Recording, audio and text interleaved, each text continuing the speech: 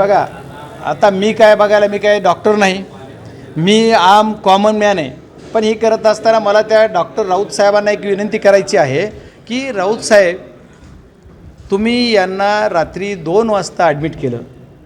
आता त्याच्या दुसऱ्या दिवशी तुम्ही त्यांना ICUमध्ये शिफ्ट केलं. नेमका त्यांना आजार झाला आहे काय?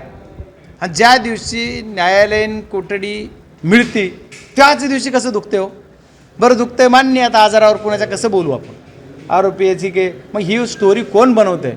राऊत साहेब, ह्या सगळ्या प्रकरणाची CID चौकशी व्हावं म्हणून मी मागणी करतोय.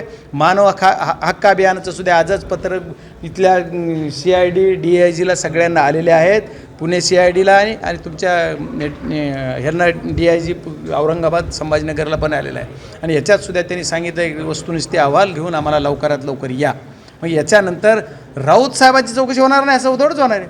ते सुद्धा आम्ही सोडणार नाही. या गुन्ह्याला माफीच नाही. याच्या जे कोणी दोषी असतील त्यांच्या सर्वांच्या चौकशा झाल्या पाहिजेत. अहो एक व्हिडिओ आहे का? कुठल्या मुलाचा व्हिडिओ येतोय, कुणाचा व्हिडिओ? आणखी माझ्याकडे मी प्रेस घेणार आहे उद्या 2 दिवसात. त्या प्रेसमध्ये आणखी बरंच काही उघडं करेल.